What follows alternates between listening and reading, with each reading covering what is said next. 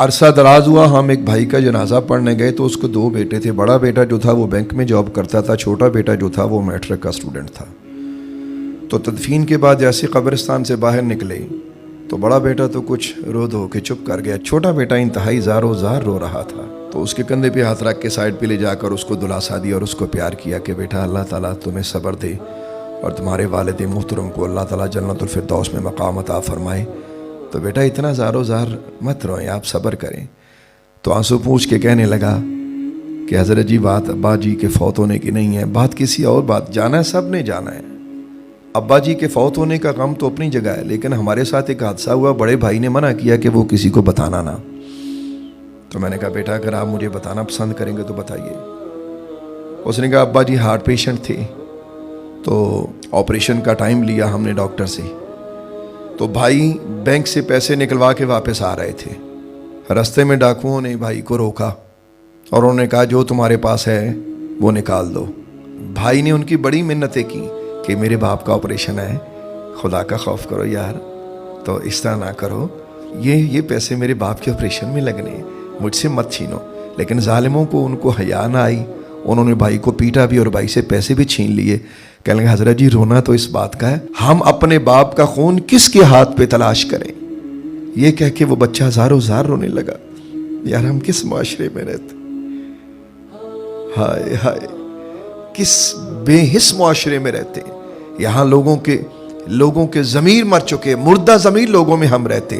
لوگوں کو نہیں پتا ہوتا کہ یہاں لوگ کتنے مجبور لوگ ہمارے معاشرے میں کہاں کیا بازار میں چل رہے ہیں بیچارے, کتنے دکھوں سے کتنی مجبوریوں سے وہ بازاروں میں آتے ہیں, لوگوں کو نہیں پتا. آج کیا ہمارے معاشرے میں نہیں ہو رہا, موبائل لے کے کوئی بھائی نکلے تو سڑک میں روک کے اسے بلاک کر کے اسے موبائل چھین لیا جاتا ہے. بہنوں بہوؤں بیٹیوں کے کانوں سے زیور اتارے جاتے ہیں. اور اتنے دجال قسم کے یہ لوگ ہیں, ظالم اور بھیڑیے قسم کے خونخوار قسم کے لوگ ہیں کہ وہ اتنی بھی مہلت نہیں دیتے کہ کوئی بہن اپنے ہاتھ سے اتار کے زیور دے دے. وہ ظالم چھینتے ہیں, ان کے کان تک زخمی ہو جاتے ہیں. عرصہ دراز ہوا کہ ایک بہن جا رہی تھی, ہاتھ میں زیور پہنے ہوئے تھے, تو ڈاکو نے کہا کہ ہمیں یہ دے دے. اس نے انکار کیا تو ظالموں نے وہ بہن کا ہاتھ ہی کاٹ ڈالا.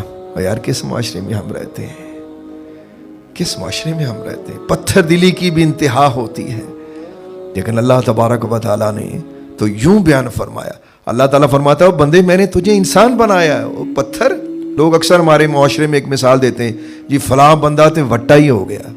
لیکن آپ یقین کریں پتھروں کی بھی ایسی بہترین صفات ہے جو اللہ نے قرآن میں بیان فرمائی ہے. سخت دل انسان کو پتھر کہنا یہ عجیب بات ہے کہ سخت دل کا انسان تو پتھر سے بھی زیادہ برا ہے.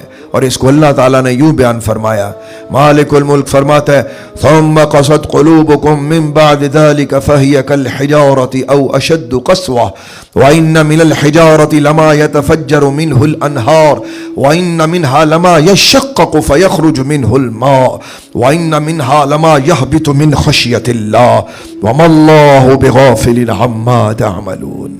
پھر اس کے بعد تمہارے دل پتھر جیسے بلکہ اس سے بھی زیادہ سخت ہو گئے, اور بعض پتھروں میں سے نہریں جاری ہوتی ہیں, اور بعض پتھر پھٹ پڑتے ہیں ان سے پانی نکل آتا ہے, اور بعض تو اللہ کے خوف سے گر جاتے ہیں, اور اللہ تمہارے کرتوتوں سے بے خبر نہیں ہے.